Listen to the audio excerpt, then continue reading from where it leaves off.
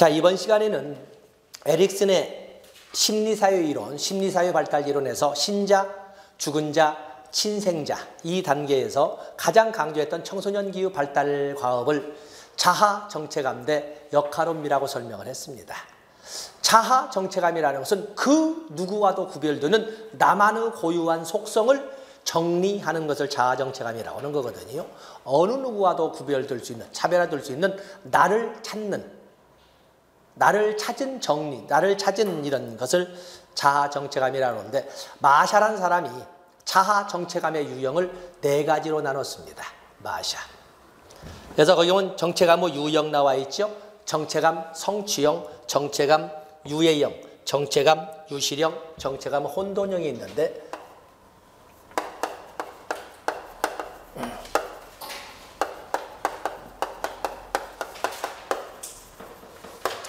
자아 정체감의 유형을 마샤가 제시할 적에 2가지를 기준으로 합니다. 자아 정체감의 유형을 위기의 경험을 해봤느냐, 또 위기 발생에 있어서 자기가 관여를 해봤느냐, 자기 관여, 자임, 자기 책임, 자임이라고도 하고 또는 몰두라고도 하고, 몰두, 일부 책에는 몰두 또는 자기 책임 또는 관여 이런 식으로 하는데, 이 2가지를 기준으로 해서 정체감의 유형을 4가지로 나눴습니다. 첫 번째, 정체감 성취형. 정체감 성취형이라고 하는 것은 많은 위기의 경험도 해봤고, 위기가 발생할 때마다 자기 책임으로 자기가 직접 관여해서 성공을 해도 좋고 실패를 해도 어쨌든 간에 자기가 직접 관여해 본 사람들이 갖게 되는 자기만의 고유한 영역을 정체감 성취형이라고 합니다. 정체감 성취형. 가장 바람직한 점이죠. 그에 비해서 정체감 유예형은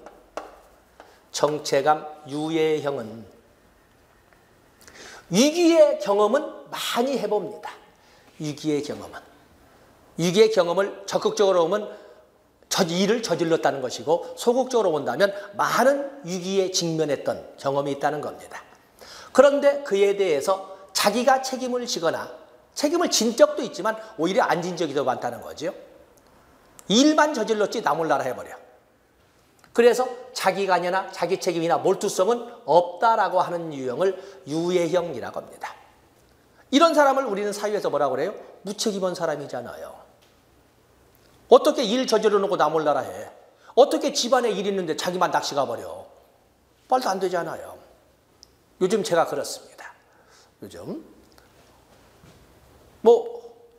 내가 얼마 버는지는 모르지만은, 왜냐면 그 무게가 떨어져서 누가 그 은행으로 2,000원 것을 만들었는지, 옛날에 저 어릴 때 아버지께서 이렇게 월급을 타고 오시면은 이게 그 무게가 벌써 그 골목에서 들어오는, 저희 집은 싱시장 구시장이 그러니까 술집이 많잖아요.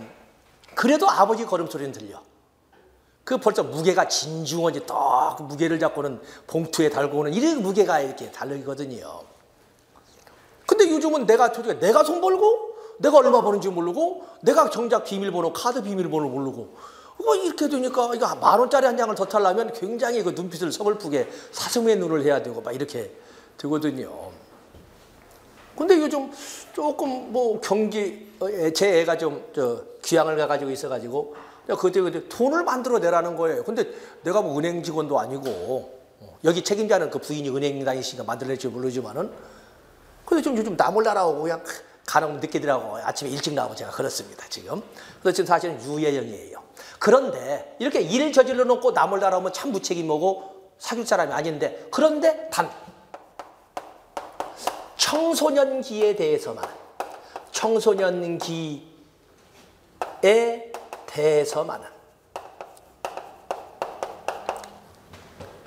아니죠. 청소년기에 대해서만은 어른들이 뭐라고 그래? 아이고, 젊은 놈이 대단하네.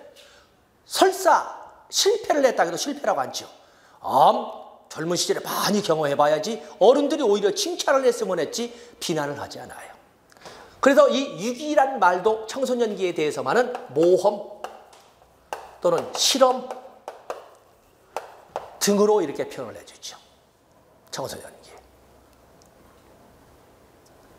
행하는 자와 행하지 않는 자, 내년에 총선이 있지 않습니까? 내년 총선 나이 25이면은 의원이 후보할 수 있습니다. 기초의원은 200만 원 공탁금이죠. 200만 원 공탁금인데 투표해보셨겠지만 국회의원은 좀 알겠고 정당 비례대표제니까 정당명 무직 비례대표제 정당도 몇 개는 알겠고 한 열 몇 개 나올 거거든요. 그중에 알겠고 나머지는 이름도 모르잖아요. 그러면 누구 찍어? 1, 2, 3번 안에서 대충 뒤에는 잘 모르니까 어쨌든 꾹 그렇게 찍어서 옵니다. 학교 애들 보고 출마하라고 합니다. 한 달간 아르바이트 하면 요즘 제 떠나기 전에 이렇게 아르바이트 보면 11만 원인데 용역교사 만 원 떼어가고 10만 원씩 이렇게 어디 벽지 바른 데 가서 이렇게 오고 막 그러던데 200만 원 모아서 한번 출마하라고 합니다.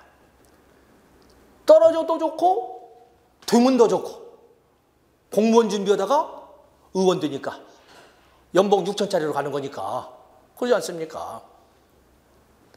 설사 떨어졌다 해도 어른들이 미친놈이라고 앉죠. 대단하지 않습니까?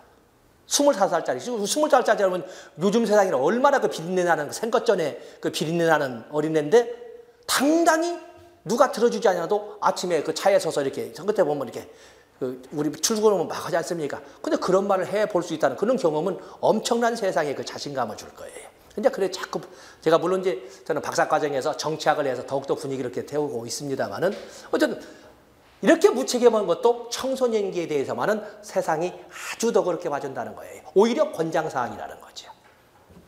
다음에 유시령, 정체감 유시령. 정체감 유시령은 모든 일에 대해서 딱딱 마무리가 되어 있고 해결책까지 다 나와 있습니다. 근데 가만히 살펴보면 외형적으로 보면 성취형과 유사한데 한 번도 정작 당사자는 유기의 경험을 어떤 일에 대해서 고민을 해본 적이 없어요. 다 누군가 해준 거예요. 조기 결정형이에요. 조기 결정형.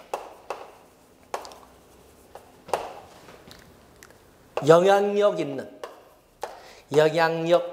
있는 누군가에 의해 우리가 알고 있는 선생님들도 있는 것처럼 엄친아라고 하는 자들의 거의 대부분은 유시정이에요. 자기 경로를 물론 엄마로서 또 아빠로서 내 새끼의 경로를 꿈을 꿔보죠. 초등학교는 어디를 다니고 그 다음에 중학교까지는 저희 아버지께서도 중학교까지는 고향에서 다니고 그리고 고등학교는 도청 소재지로 가고 대학은 서울로 가고 뭐 이런 그 인생의 경로를 꿈을 꾸고 그렇게 만들어가는 집안도 굉장히 많습니다. 학문에 의해서 그렇게 만들어 갑니다. 그리고 모든 것은 걱정 마. 이 말은 뭐야? 먼 일 터지면 다 할 거니까. 그리고 걔네들은 아주 곱게 커서 엄친아 엄친딸로 능력을 지가 갖는 것이 아니라 엄마에 의한 사교육이나 이런 시작을 통해서 만들어져 버립니다. 그게 바로 우리가 보면 과보형 양육태도가 되죠. 과보형. 그러다가 그 보호막이 사라지면 저는 못 하는 거지. 지금 요즘 과보적 양육태에서 나오는 이미 부모에 의해서 세상 물정도 모를 때 이미 인생 경로가 결정되어서 만들어지는 이런 유형들을 정체감 유시령, 정체감 폐쇄형이라고 합니다. 그렇기 때문에 우리가 보면 일본에서는 몇 대를 이어서 가업을 이어내려오고 가업을 이어받는 경우가 자아 정체감 없는 거예요. 이미 아버지에 의해서 미래가 결정되어서 그렇게 양성되어 버리는 거예요. 그런 그 가업을 잇는다든지 이런 쪽들을 우리가 정체감 유시령이라고 합니다. 가장 잘 나오는 것이 되겠습니다. 유예형과 유시형을 같이 해서 가장 잘 나오죠. 그에 비해서 정체감 혼미형. 정체감 혼미형은 유기의 경험을 해본 적도 아니면 하려고도 또 유기가 발생해도 거기에 개입하려고도 않습니다.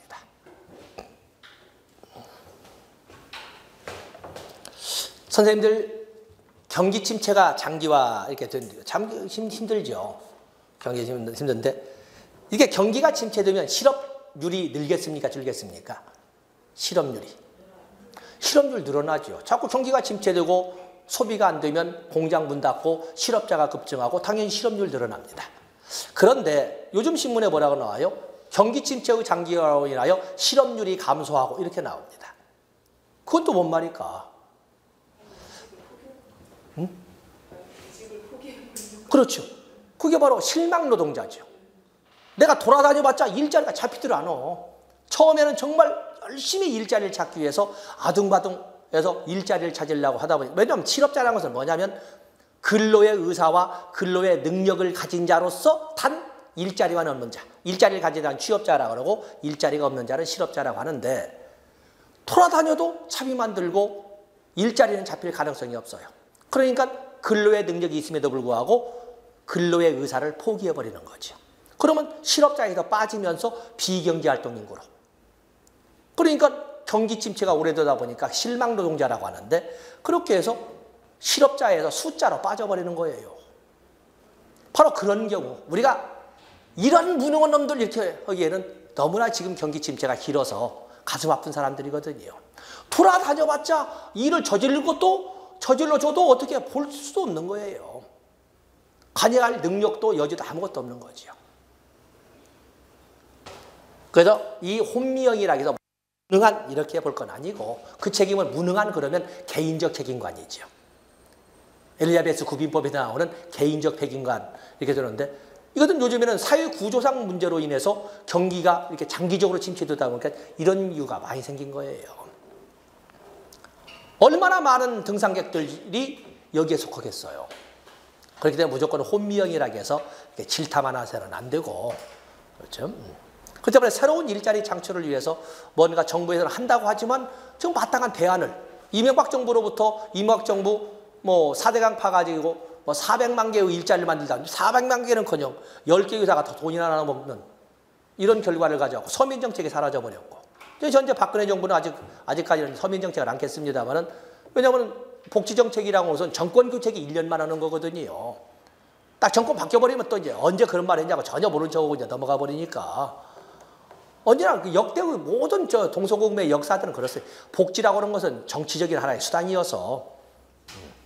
그렇기 때문에 이것을 무조건 질타만 해서는 안 된다는 걸 이해하시면 되겠습니다. 특히 출제가 잘 되는 것은 유예형과 유실형, 그래서 교재를 봐주시면 되겠습니다. 자, 다음에 이제는 우리가 성인기로 넘어가 보시죠. 성인기. 자, 선생님들께서는 성인들이죠. 민법상 성년과 미성년, 성년과 미성년, 미성년은 19세 미만입니다. 19세 미만. 19세 미만이지만 우리의 전통적 관습에 의해서 법률적으로는 19세를 넘어서면 성인이 되면 친권이 상실된데도 불구하고 우리의 부모님들은 자식이 60이 먹어도 여전히 친권을 행사하시죠. 그리고 사유는 그런다고 해서 부모를 함부로 하면은 천하의 폐륜, 호로자식이라고 해서 아주 질타를 하지 않습니까? 근데 우리 현실적으로 그것이 워낙 오랫동안 DNA에 마치 각인된 것 마냥 내려다 보니까 가족복지 문제가, 경계선이 애매한 이렇게 나오지 않습니까? 가족복지 문제가 등장을 하는데, 자, 어쨌든 청년기. 자, 우리가 앞에서 배웠던 청소년이라는 것은 뭘까? 청소년이라고 하는 것은 생물학적 관점으로 설명할 수가 있어요. 2차 성징이 나타나는 그 시기를 청소년이라고 해요. 청소년 기본법, 1991년에 만들어졌던 청소년 기본법은 9살부터 24살, 24세 이하까지. 그때 요즘 보면은 가끔 이렇게 인터넷에 나온 것처럼 성조숙증. 2차 성징이 빨리 나타나는 애들은 만 나이 9살이면 초등학교 3, 4학년 때 나타나기도 한다는 거예요. 제가 이제 딸이 없어서 이제 그런 감정을 모르겠습니다만, 엄마를 놀래게 하는 이렇게 나오는데, 그런 애부터 시작해서 24살까지를 청소년의 범주에 넣습니다. 그런데 유해한 환경이나 유해한 매체나 유해한 약물로부터 청소년을 보호하자는 청소년 보호법에서는 1997년에 만들어졌습니다만 19세 미만을 청소년이라고 설정을 합니다. 19세 미만. 그래서 청소년의 범위가 달라요. 그러면 거기를 넘어서면 뭐가 돼? 성인 초기 청년기가 되지 않겠습니까? 그러면 청년이란 뭔데? 청년. 이건 사회학적 관점이죠. 청소년은 생물학적 관점으로 뭐냐면 2차 성징의 범주로 해서 아직은 분별력이 없고 이렇게 해서 격동의 시기를 보내기 때문에 감정적으로 세상사를 처리하는 문제가 많다 해서 이렇게 청소년기를 생물학적으로 접근해 놓지만 청년기는 사회학적 관점이에요. 사람이 되었다는 것은 독립개체성을 갖는 것인데 그렇기 때문에 이 청년기라고 하는 것은 사회통념상 독립된 개체로서 인정받게 되는 시기를 말해요. 그러면 사회통념상 독립된 개체로 인정받는 것은 옛날에는 상투죠. 혼인을 함으로써 어른 대접을 받고 그것이 그대로 민법에 반영되어서 성년의제가 있는 거예요. 미성년자도 18세 이상이면 부모의 동의를 얻어서 혼인할 수 있고 혼인을 하게 되면 나이는 미성년이지만 사법관계에서는 똑같이 아파트도 거래할 수 있고 법률관계를 할 수가 있어요. 공법은 안 되죠. 선거권을 주거나 결혼에다가 선거권 주거나 그러진 않습니다. 근데 오늘날에는 혼인했다고 어른이라고 하지도 않아요. 오늘날에는 그것보다 더 직업을 가지고 말하죠. 그래서 사회적으로 독립된 개체성을 인정받으려면 결혼을 했거나 아니면 그보다는 더 직장을 잡아서 독립을 했거나 그래서 청년기의 가장 큰 과업은 직업 선택과 결혼이 되겠어요. 이제는 청소년기이기 때문에 분리개별이라는 단어를 쓰지 않아요. 심리적 이유가 아니라 현실적 이유를 당연한 걸로 보고 있는 거거든요. 그렇게 된 때를 출발점을 24살 정도면 되지 않아? 해서 24살 이하는 청소년, 25부터는 청소년 기본법에 의해서 반대해서 보면 성인 초기 청년기라고 우리가 해석을 해주고 있는 겁니다. 그래서 그 발달 단계에 보면 에릭슨의 발달 단계에서만 볼 수 있습니다만 신자, 죽은 자, 그리고 성인기는 친생자, 이렇게 친생자, 친밀감되고니까. 그렇기 때문에 이 시기에 양대 과업이라고 할 수 있는 직장을 잡아서 직업을 선택함으로써 또 다른 세상의 인간관계를 맺어서 친밀감을 구축하지 않으면 결국에 혼자 고립된 삶을 살 것이다. 친밀감되고니까. 그리고 실질적으로 저도 결혼을 대단히 늦게 이렇게 했었습니다만은 이 결혼하지 않으면 전부 늦은 시간이 되면 청소년 여러분 집으로 돌아갈 시간입니다. 요즘은 가장 여러분 집으로 돌아갈 시간입니다. 이게 보편화됐잖아요. 결혼하지 않은 사람 어디로 가야 돼? 갈 데가 없잖아요. 고립감, 친밀감 대 고립감. 이제는 옛날과 달리 결혼했던 아이들 간에 술이나 퍼마시고 다니던 시대가 아니거든요. 이제는 당연히 집으로, 저도 어렸을 때 미국에서는 막 퇴근만 하면 바로 집으로 가거든요. 지금 다 그렇게 돼 있어요. 그래서 친밀감 대 고립감. 그래서 거기 발달가업, 양대 발달가업 나와 있고, 다음에 신체적 절정기, 신체적 황금기라고 합니다. 청년기를 신체적 절정기, 신체적 황금기 또는 신체적 영역의 수행 능력의 절정기. 출처는 것은 이때로부터는 직장을 잡던 아니면 혼인을 했던 간에 부모로부터 독립이 되는 시기가 되겠는데 그때 처음에 느끼는 거 그 양가 감정이 있죠. 새로운 세상을 내가 혼자 이끌어 간다는 것에 대한 어떤 그 갈망, 열망도 자신감도 있으면서 한편으로서는 그 불안한 이런 양가 감정 줄쳐놓으시고 나머지는 뭐 더 읽을 것이 없네요. 거기 확립이란 단어, 성역할 정체감의 확립된다. 성역할 정체감이 형성되기 시작하는 것은 학령 전기로 봤었는데 이것이 확립된다는 어른이 될 때는 확립이 돼야 되겠지요. 드라마의 개념은 잘 모르겠습니다만은 어떤 드라마니까 엄친아내 마마보이가 나오는 드라마가 있던데 마마보이가 그 고등학교 여자 동창들이 모여서는 드라마가 있는데 선생님들 공부하시냐고 안 보시는군요. 어떤 뭐 가족에 관련된 드라마인데 거기에 보면 그 마마보이 양희경 씨가 어머니로 나오고 하는 그것이 있는데 거기에 보면은 여전히 결혼한 자식도 애기 마냥 엄마가 끌어안고 엄마의 결정사항에 모든 것을 충실하게 따르고 먼 일이 이제 부부간에 있으면 엄마하고 쫓아가고 뭐 이러다 보니까 자식이 안 생기는 거, 뭐 하늘을 봐야 별을 따지 이렇게 하는 것처럼 그럼으로써 어찌 보면은 부모와의 독립이 뭐냐면 가족 복지로 본다면 분화가 안 된 거죠. 좌우 분화가 안 된 겁니다. 경계선이 아주 확실하게 되지 않은 그런 상황이 이렇게 나와 있습니다. 그런 경우에는 여기서는 청년, 몸뚱이는 청년인데도 불구하고 현실적으로는 여전히 미숙한 하는 거 보면 독립한다고 해놓고 또 엄마 찾아가고 오는 거 보면은 청소년기에 머물고 있는 미숙이죠. 미숙. 아지리스의 미숙 성숙이론에서 미숙한 존재의 인간으로서 저기 나와 있어요. 거기는 우리가 일반적으로 청년이 그렇다는 것이지 모든 청년은 아니라는 거지요. 그래서 생애 주기로 봐서는 청년기가 가장 출제 비중이 낮습니다. 할 말이 없어. 할 말이. 나머지는 단답이라서. 다음에 거기 보면 배우자 선택 4단계 이런 문제도 있다. 이런 문제도 있다.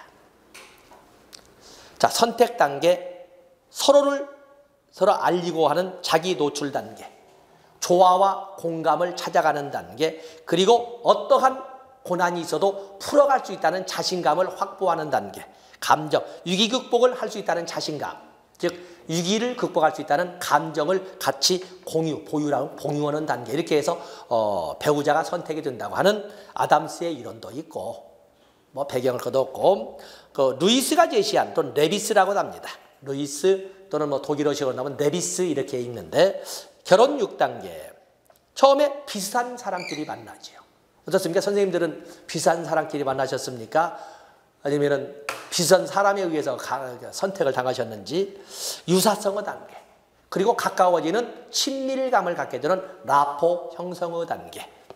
그리고 자기 개방의 단계, 역할 탐색의 단계, 역할 조화를 찾아가는 역할 조화의 단계, 그리고 최종 결정의 단계.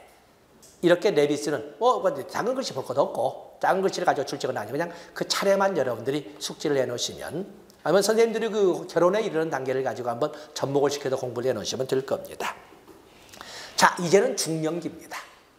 융이 가장 중요한 성격의 최종 결정 단계로 봤던 중년기. 이 중년기를 보시면은 중년기, 인생의 황금기라고 합니다. 근데 이 말을 써도 좋은지, 사회적 지위도, 경제적인 부도, 그리고 어떠한 연륜과 경륜으로 쌓아올린 내공에 의해서 어떠한 문제도 풀어갈 수 있는 확률이 가장 높은 그런 점에서 인생의 황금기라고도 합니다만 행복만 있는 건 아니지요. 샌드위치 세대. 더욱이나 고령화 사회가 진전되다 보니까 한 번도 독립할 수 있는 시기가 없는 거예요. 자식은 자식대로, 특히 둘째 결혼도 않고 있는데, 부모님은 부모님대로 정정하게, 이제 아프지. 우리도 그 나이가 되겠습니다만은 정정하게 살아 계시고. 그렇기 때문에 자식도 양육해야 되고 부모님도 봉양을 해야 되는 샌드위치 세대예요. 독립을 꿈조차 꿀 수 없는 그런 세대가 되는 거예요. 물론 많이 가지고 많은 일을 할 수 있으면 좋지만은 앞으로의 꿈이 있다면 노인 일자리 전담기.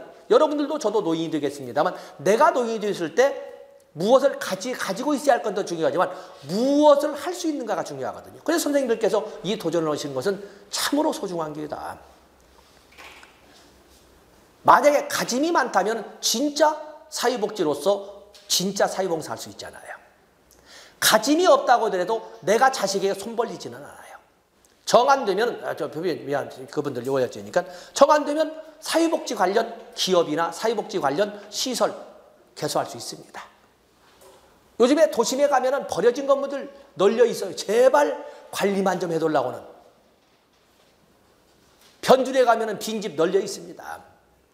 그렇다면 선생님께서는 나중에 노인이 됐을 때 뭘 할 것이냐 하는 문제가 있는데, 샌드위치 세대로서 정말 그 독립을 사실은 포기한 이런 세대가 되어가고 있습니다. 되어가고 있어요. 나중에 90 먹은 노부모를 위하여 60이 넘은 자녀가 어떻게 봉양하겠어요? 이미 진작부터 수익구조가 잘려진 노부모에게 최근에 완전히 수익구조가 단절된 자식이 어떻게 봉양을 하겠어요? 이제는 봉양이라는 단어가 어디로 가? 국가로 넘어가는 거죠. 기초연금이 얼마나 현실화될지는 모르겠습니다. 그래서 부모 봉양이라는 단어가 기초로 넘어가고, 그러면서 점차 부양의무자 단어가 축소되겠죠. 부양의무자 단어. 부양의무가 이제 국가로 넘어가 버리면. 다음에 빈둥지 증후군. 특히 선생님들은 괜찮습니다만은 사회활동은 사회복지 좀 괜찮은데 전업주부들의 그 허망함. 전에 언젠가 저희 집은 그 집이 커서 방이 9개가 아니라 저희 집은 신시장, 구시장, 터미널 옆에니까 하루에 한 30명씩은 잤을 거예요. 시골은 차가 일찍 끊어지거든요. 그러면 어쨌든 그 시골에 몇 명이 되게 다 알아. 다 놓고 다 끼어서 자고 이렇게. 그리고 저는 또 남매가 많다 보니까 또 친구들 또 전부 여동생들이에요. 그러면 다 인사, 넌 몇째 친구냐, 너는 몇째 친구고 이렇게 하다 보니까 누구나 이게 끼어 자고 있는데 거기 보면처럼 어느 날 갑자기 갔더니 어머니 혼자 계시더라고. 저희 칠남매거든요. 다 독립해서 서울 나와버리고 혼자 앉아 계시. 집안이 헝허니. 그래서 부랴부랴 했던 것이 그 어린애들이 있는 그 부부를 새방을 주었죠. 애가 뛰어다니니까 그냥 집이 금방 살아요. 애가 뛰어다니니까. 근데 이제 동생들은 할머니라고 한다고 막 싫어하고 그러지만 그쵸, 애들의 그 웃음이라는 것이 그냥 전체를 바꿉니다. 애들의 웃음이. 근데 그렇게 해서 나중에는 어머니께서 야구 타율을 내고 계세요. 뭐냐면 하실 일이 없는 거죠. 그리고 고학력을 갖게 되면 놀 데가 없어요. 아버지께서 일찍 돌아가신 것이 갈 곳이 화투를 치기를 농담을 섞을 수도 없고 뭐 이런 과정들.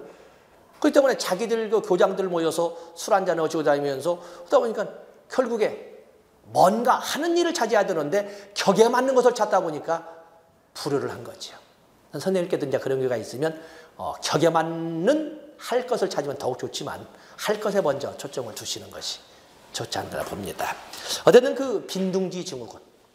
되돌아봤더니 남정네는 남정네로 나가버렸고 자식놈들은 직장인이 결혼했다고 나가버렸고 헝한 어느 순간에 아무도 없는 빈집에 놓여있는 그런 공허함. 그런 과정에서 나타나는 그 상실감이나 또는 정체감의 위기가 24페이지에서 다루고 있습니다. 거기 보면 정체감 위기의 시기. 제가 결혼을 늦게 할 때 어머니께서 갈 데가 없다. 그 말이 뭐냐면 교장 사모님이라고 무게를 잡는 데도 있지 자식들은 결혼을 아무도 안 했는데 애들은 전부 뭐 손자 손녀 얘기하고 하는데 가서 대화를 섞을 것이 없다. 지금 이 표현을 하셨고 아버지께서는 어느 날 갔더니 야 너희 아버지가 무슨 애기 신발을 사와서 지나가다 보니까 예쁘다고 이렇게 완곡하게 압력을 이렇게 넣으시기도 하고 그러면서 아닌 척하는 페르소나 그러면서 그동안 잠재되어 있었던 또 다른 성우 표출 아니마, 아니무스 이런 것 등이 등장을 하면서 정체감의 위기를 가져온다는 거예요. 비읍번에 나와 있죠. 갱년기는 아시는 것이고 갱년기. 다음에 이응번 중요 표시하시고 지는 해라고 무시하지 말라는 거예요. 실질적으로 연륜과 경륜으로 쌓아올린 내공은 그 어느 세대보다 문제 해결력에서는 최고 절정에 이르렀다. 해서 거기 통합적 사고 능력의 향상을 넘어서 문제 해결 능력의 정점기. 그리고 아까 융에서 본 것처럼 중년기가 되면은 진정 자기 자신으로 되돌아오려는 진짜 자기 자신을 되찾아보려는 이러한 성향 변화가 나타나는데 그것을 개별화, 개성화라고 그랬습니다. 외적, 물질적 차원으로 쏟던 리비도를 내적, 정신적 차원으로 돌리는 이런 것이 나타나고 있습니다. 나머지는 보시면 되겠고 다음에 장년기, 중년기의 4대 위기 마모가 제시했는데 신체의 노화. 왜 배가 안 빠지는 거야? 요즘 걱정은 제일 그거지. 정체적 스트레스, 사회문화적 스트레스 또 그런가 하면 뭐 있어서는 안 되겠지만 이별로 인한 빈둥지 증후를 가져오는 그 자녀들이 떠나고 집단에는 효도 온다는데 하는 것 보면은 결국에 이미 엄마 아빠는 이불익으로 전락시켜버리 놓고 하는 그런 그거에 대한 그 허망함, 정신적 스트레스. 자, 보시면 되겠고. 다음에 노년기 65세 이후라고 하는 것은 우리 법령에는 노인을 65세라고 규정한 법은 하나도 없지요. 단지 정책적으로 65세 이후 뭐 이런 거라든지 국민연금 뭐 기본연금의 계산 방식에서 1.2의 이런 그 비율 방식이라는 거 보면은 뭐 보통 65세를 노인으로 사실상 잠정적으로 규정한 것은 사실입니다. 거기에 보면은 굳이 선생님들이 안 읽어봐도 틀리지 않지요. 그러면 샥 비스듬하게 보세요. 다 쫙 비스듬하게 보시면은 뭐가 틀릴까? 틀릴 것이 없네. 뭐 꼭 읽어야만이 맞출 것이 아니잖아요. 시옷본의 에릭슨의 발달 단계로 본다면 다하, 자하, 통합대, 절망감. 내 자신을 정리할 수 없으면 그냥 늙어가는 거죠. 늙어가는 거예요. 다음에 죽음에 대한 그거는 뒤에 따로 다루겠고 노년기의 심리적 변화, 우울증. 저희 어머니께서 아파트를 구하시면 가장 먼저 하는 것이 밭을 만드는 거였어요.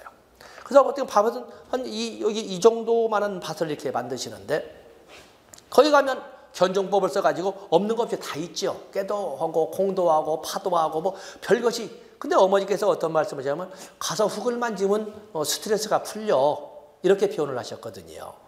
그러니까 그 혼자 맞아 빈둥지 증후군이죠. 더구나 이제 남편과도 사별하는 입장에서 그런 과정에서 막 울컥울컥 화도 나시고 막 그러지 않겠습니까? 외롭기도 하시고 이제 그러실 건데, 그럴 때 이게 보면은 흙을 만지면 기분이 좋아, 이렇게 표현을 하셨어요. 근데 그 반대로 보면 그러지 않을 때 얼마나 허망해 하실까, 이런 생각을 자꾸 해보는 거죠. 더구나 손자들 다 커버리고 대학을 다니고 그러다 보니까 옛날처럼 할머니 품에 앵기는 그런 또 때도 아니어서, 예, 그 우울증 이런 경향이 많이 나오고, 뭐 나머지는 쭉 보시면 뭐 성역할 지각의 변화, 경직성의 증가, 뭐 다 좋은데 거기 비읍번, 시옷번 두 개만 가지고 가면 되지 않겠습니까? 나이가 들면 비읍번, 친근한 사물에 대한 애착심, 또 유산을 남기려는 경향, 이런 것 등이 등장을 합니다. 뭔가를 남기려고 하는 경향. 말로는 죽어서 다 뭐 가지고 가나, 이렇게 말을 하지만 내가 못 가져가면 내 새끼에게라도 뭔가를 남기려는 성향을 가지고 있다는 겁니다. 다음에 노인이론이 나와 있는데, 요즘 가끔 나옵니다. 노인이론. 자, 이 노인이론 한번 이제 우리가 좀 판서를 해보셔야 되는데,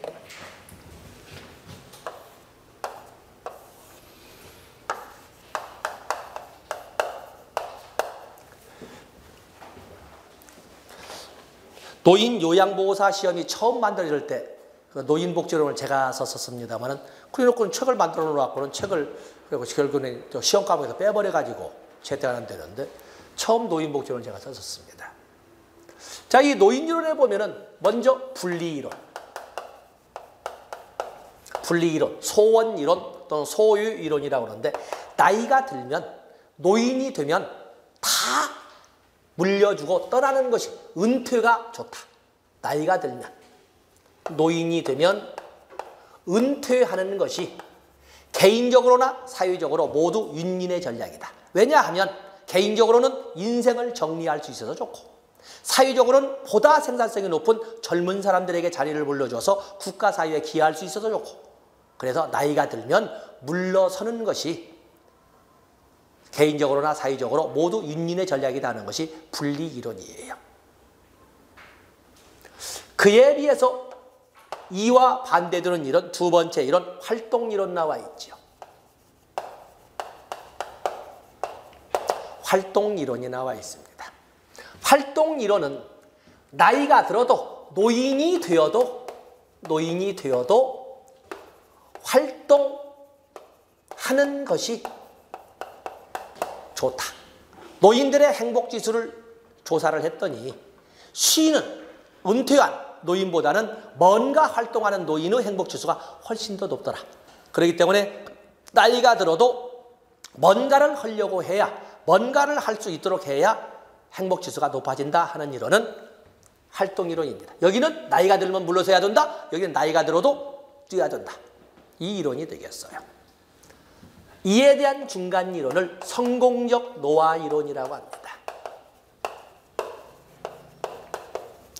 성공적 노화 이론이라고 하는데, 근데 나이가 들면 은퇴해야 된다.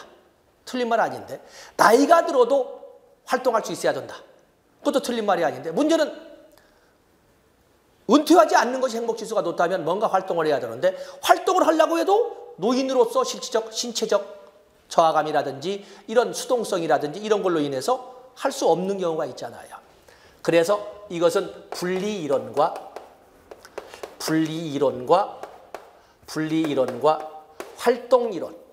활동이론의 중간이론이 되겠어요. 적정한 선택과 보상의 이론이라고 합니다. 그냥 여기는 옳은 것 같으면서도 어떤 일자리를 할 수 있어야 되는데, 그럴 때 나이가 들면 은퇴하는 것이 옳지만 행복지수가 떨어지니까 활동할 수 있도록 해야 된다. 그러나 활동을 한다고 해도 생산성에 관련된 문제를 노인이 맡으면 국가사회에 방해가 되니까 그런 생산성에 관련된 것은 청장년에게 넘기고 노인의 수준에 맞는 일자리를 찾아가도록 하고 그리고 청장년이 오지 않는 그런 영역에 대해서는 눈이 안 보이면 돋보기를 배치하고 접근성이 떨어지면 접근로를 개통을 하고 귀가 안 들리면 보청기를 지급함으로써 노인도 어떠한 장애가 있어도 활동할 수 있는 범위를 국가가 개입해 줘야 된다. 그래서 은퇴해야 된다. 생산성에 관련된 것은. 그러나 그들이 오지 않는 영역은 활동할 수 있도록 장애가 되는 이런 그 보상을 보청기나 돋보기나 이런 것들을 제공하고 접근로를 제공하고 또 노인 이런 운송수단을 제공함으로써 그들도 활동할 수 있도록 보상을 해줘야 된다 하는 것이 적정한 선택과 보상의 이론. 성공적 노화의 이론. 이 성공을 만들어주는 거죠, 국가가. 성공적으로 나이가 들어갈 수 있게끔. 저희 집 앞에도 노인복지센터 바로 문 앞에 있습니다. 그런데 이제 용인이다 보니까 좀 세월이 오래되어서 좀 칙칙하고 면적이 좁습니다. 근데 지금 저희 어머니는 여기 염창동에 이렇게 계십니다만은 제 여동생이 이제 결혼한 친구들이 있어서 재밌지 뭐 어쩐 딸내미들하고 어머니는 언제나 아웅다웅 하면서 이렇게 하시는데 워낙 서울은 재정자립도가 그 어느 지역보다 높다 보니까 깨끗하잖아요. 저희 어머니는 신촌으로 다니시는데 가서 보면은 2개 층에다가 뭐 모든 시설, 미술치료, 작업치료 모든 것이 다 이렇게 설비가 되어 있고 아주 깨끗합니다. 공간 범위도 굉장히 넓고 그러다 보니까 하고 싶은 걸 다 하시는 거죠. 그만큼 국가라고는 지방자치단체가 그만큼 나이가 들어가는 것을 성공적으로 나이가 들어가게끔 행복지수를 떨어뜨리지 않고 나이가 들어가게끔 이렇게 지원하는 거거든요. 그게 바로 성공적 노화 이론이 되겠어요. 다음에 현대화 이론이라고 하는 것은 현대화 이론. 현대화 이론이라고 하는 것은 현대화와 노인 복지는 현대화와 노인 가치는 반비례 관계에 있다. 노인이 소중하려면 희소해야 되는데 다 노인이잖아요. 옛날에 노인은 정말 소중한 지혜의 자산이었는데 이제는 노인들 그렇게 희소하지 않아요. 과학기술의 발달, 생명공학의 발달은 노인의 희소성을 떨어뜨렸고 또 대중교육에 보편하는 어린 손자들도 할머니, 할아버지한테 묻지 않아요. 오히려 할머니, 할아버지보다 더 빨리 자료를 검색을 해요. 또 산업화 도시화는 빠름을 요구하는데 수동성, 경직성 증가를 가져오는 노인들은 오히려 보탬이 아니라 장애 요소가 돼요. 그러니까 말은 않지만 좀 쉬세요, 나오지 마세요 이런 소리를 하면서 노인 가치를 소중하게 느낄 수가 없는, 그래서 현대화의 속도나 현대화의 진전 정도는 노인 가치를 거꾸로 떨어뜨리는 반비례 관계를 형성한다는 것이 현대화 이론이 되겠어요. 다음에 교환이론. 결국에 사회적 관계라고 하는 것은 주고받는 관계. 주고받는 관계가 되려면 대등한 교환 관계가 이루어져야 되는데 사회의 주를 이루는 중장년이 가지고 있는 이런 사회적 가치와 청장년의 사회적 재원과 노인이 가지고 있는 자원은 말도 안 되게 질적 차이가 있다는 거죠.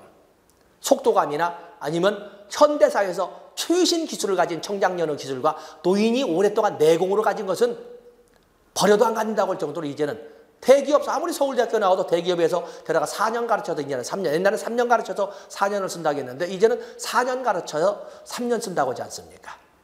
그럴 정도로 우리 동네는 뭐냐면 삼성 동네인데 거기에 삼성 동네에도 삼성 다니는 사람만 살지 삼성 다녔던 사람은 안 보입니다. 2,000명이 합격을 하면 7년 정도 되면 1,000명도 안 나오고 그대로 어디가 1,000명이 넘는 숫자는 어디로 갔을까? 이미 지적 노화에 의해서 써먹을 것이 없다는 거예요. 7년 후배에 있는 애들이 훨씬 신기술을 가지고 저임금을 가지고 오는데 여기 2,000명 중에 서열로 한 900 몇 등부터는 쓸모가 없다는 거죠. 다 어디 갔을까? 어디 갔어? 몰라. 갑자기 공무원단에 이 말은 뭐야? 잘린 거예요. 한 번도 1, 2등을 놓치지 않았던 걔네들이 그것이 용납이 안 되는 거죠. 그러면 미국에 해외 갔다 오면 교수 자리가 있을까? 없지. 부동산계에 많습니다. 삼성. 이 땅은 다 내 땅이요. 근데 그 타고난 기획력, 삼성에서 훈련받은 기획력, 그리고 직접 실천해본 기획력을 가진 그들이 기획을 하는데 법령의 제정이라든지 이런 속도가 안 맞으니까 사기가 되는 거예요. 투자하라고 돈 땡겨다가 사기 치려고 사기한 것이 아니라 진짜 기획력을 가지고 있는데 속도가 안 맞으니까 사기가 된 거죠. 그런 거 가슴 아픈 일이 참 많은 거예요. 세상을 살려면 주고받는 것이 서로 대등한 가치가 되는데 노인 자원 가치는 현저히 열등하거든요. 그러다 보니까 교환 이론은 현대화 이론에서 마찬가지로 노인 자원의 가치 하락으로 인하여 노인 문제가 발생한다는 거예요. 계층 갈등이 생기는 거지요. 그 때문에 노인들은 나 인정한다. 우리들이 가지고 있는 자원이 별 볼 일 없다고 인정한다. 그러나 깔보지 마. 부모연합 이런 데가 뭐겠어요? 저 동묘에 있는. 깔보지 말라. 그분들이 무식해서 세월호 오는 데 가서 그 힘없는 사람들이 막 야유하고 이러고 다니. 우리 나이 들어서도 함부로 오면 혼나. 그들은 그게 중요한 것이야. 뭐 정치적으로 해석은 뭐 세월호 같은 거 이게 중요한 것이 아니라 우리들은 집단이 있어. 그래서 대한노인이나 시니어 클럽이나 이런 그 부모연합이나 많은 노인자들이 그렇게 집단화를 통해서 우리가 자원 가치가 떨어지지만 그거 감내하고 인정해 줄 거 이만큼은 봐주고 넘어가야지. 이렇게 요구하는 거예요. 그래서 교환 이론이라고 하는 것은 결국에 노인이 보유한 자원의 가치 하락은 어쩔 수 없다. 노인 문제를 야기할 수가 없는데 그걸 도와줄 수 있는 방법은 스스로 자원의 가치를 높이거나 근데 올라갈 수가 없지. 그러니까 집단화를 많이 하는 거죠. 집단화. 아니면 국가가 나서서 노인의 자원 가치를 어느 정도 보상을 해주고 기본 하한선, 임금의 하한선을 이렇게 만들어준다든지. 이제 그런 이론 많아 10여 개 있습니다만 주로 여기에서 나옵니다. 아니 주로 여기에서 나옵니다. 어떤 개념은 아시겠죠? 개념은? 그래서 설명을 해놨습니다. 다음에 뭐 팩이 제시한 노년기의 발달가업, 장년기의 발달가업 쭉 있고 26쪽에 넘어가 보시면 죽음에 대한 적응 단계가 이렇게 나와 있네요. 죽음의 적응 단계를 보면 많은 사람들이 분노, 그 다음에 우울일 것 같은데 23-4 우울은 네 번째 단계입니다. 우울은 네 번째 단계.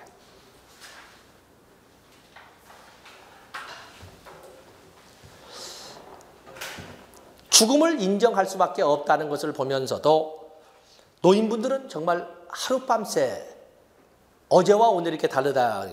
그런데 그렇게 하면 그래서 노인분들이 이런 그 심적 고통을 당하지 않고 돌아가실 수 있어서 그랬으면 좋겠다 이렇게 이제 하시는지는 모르겠습니다만은 만약에 죽어간다. 지금 죽음을 목표점을 거의 놓고 진행 중이라는 것을 알게 되면 얼마나 절망적이겠어요. 바로 처음에 나는 절대 그럴 리가 없지라고 이렇게 부정을 하게 되고 그게 첫 번째 부정 단계.